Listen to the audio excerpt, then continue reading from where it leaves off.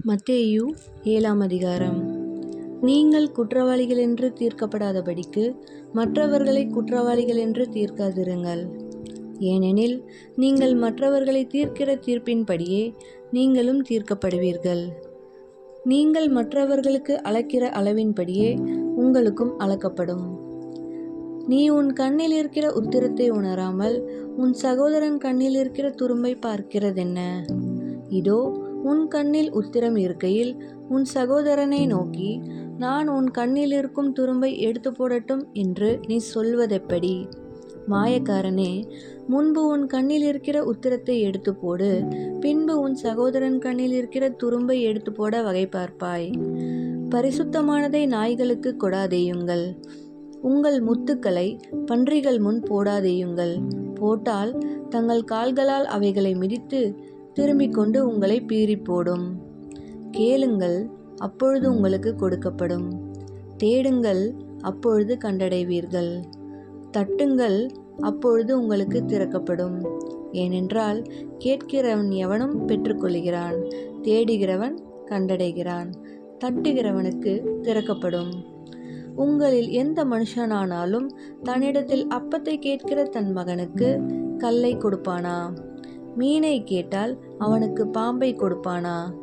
ஆகையால் பொல்லாதவர்களாகிய நீங்கள் உங்கள் பிள்ளைகளுக்கு நல்ல ஈவுகளை கொடுக்க அறிந்திருக்கும் போது, பரலோகத்தில் இருக்கிற உங்கள் பிதா தம்மிடத்தில் வேண்டிக் கொள்கிறவர்களுக்கு நன்மையானவைகளை கொடுப்பது அதிக நிச்சயம் அல்லவா? ஆதலால் மனுஷர் உங்களுக்கு எவைகளை செய்ய விரும்புகிறீர்களோ அவைகளை நீங்களும் அவர்களுக்கு செய்யுங்கள். இதுவே நியாயப்பிரமாணமும் தீர்க்க தரிசனங்களுமாம். இடுக்கமான வாசல் வழியாய் உட்பிரவேசியுங்கள். கேட்டுக்கு போகிற வாசல் விரிவும் வழி விசாலமுமாய் இருக்கிறது, அதன் வழியாய் பிரவேசிக்கிறவர்கள் அநேகர். ஜீவனுக்கு போகிற வாசல் இடுக்கமும் வழி நெருக்கமுமாய் இருக்கிறது, அதை கண்டுபிடிக்கிறவர்கள் சிலர். கள்ள தீர்க்கதரிசிகளுக்கு எச்சரிக்கையாயிருங்கள். அவர்கள் ஆட்டுத்தோலை பொறுத்து கொண்டு உங்களிடத்தில் வருவார்கள், உள்ளத்திலோ அவர்கள் பட்சிக்கிற ஓநாய்கள். அவர்களுடைய கனிகளினாலே அவர்களை அறிவீர்கள்.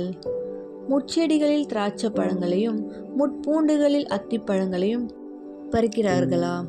அப்படியே நல்ல மரமெல்லாம் நல்ல கனிகளை கொடுக்கும், கெட்ட மரமோ கெட்ட கனிகளை கொடுக்கும்.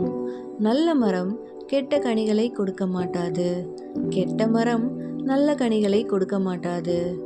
நல்ல கனி கொடாத மரமெல்லாம் வெட்டுண்டு அக்கினியிலே போடப்படும். ஆதலால் அவர்களுடைய கனிகளினாலே அவர்களை அறிவீர்கள்.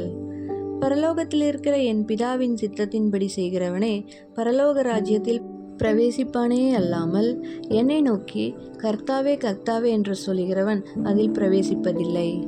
அந்நாளில் அநேகர் என்னை நோக்கி, கர்த்தாவே கர்த்தாவே, உமது நாமத்தினாலே தீர்க்க தரிசனம் உரைத்தோம் அல்லவா? உமது நாமத்தினாலே பிசாசுகளை துரத்தினோம் அல்லவா? உமது நாமத்தினாலே அநேக அற்புதங்களை செய்தோம் அல்லவா என்பார்கள். அப்பொழுது நான் ஒரு காலும் உங்களை அறியவில்லை, அக்கிரம செய்கைக்காரரே, என்னை விட்டு அகன்று போங்கள் என்று அவர்களுக்கு சொல்லுவேன். ஆகையால் நான் சொல்லிய இந்த வார்த்தைகளை கேட்டு இவைகளின்படி செய்கிறவன் எவனோ அவனை கன்மலையின் மேல் தன் வீட்டை கட்டின புத்தியுள்ள மனுஷனுக்கு ஒப்பிடுவேன். பெருமழை சொரிந்து பெருவெள்ளம் வந்து காற்று அடித்து அந்த வீட்டின் மேல் மோதியும் அது விழவில்லை, ஏனென்றால் அது கன்மலையின் மேல் அஸ்திபாரம் போடப்பட்டிருந்தது.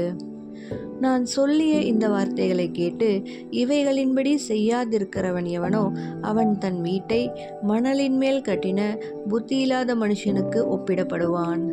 பெருமழை சொரிந்து பெருவெள்ளம் வந்து காற்று அடித்து அந்த வீட்டின் மேல் மோதின போது அது விழுந்து முழுவதும் அழிந்தது என்றார்.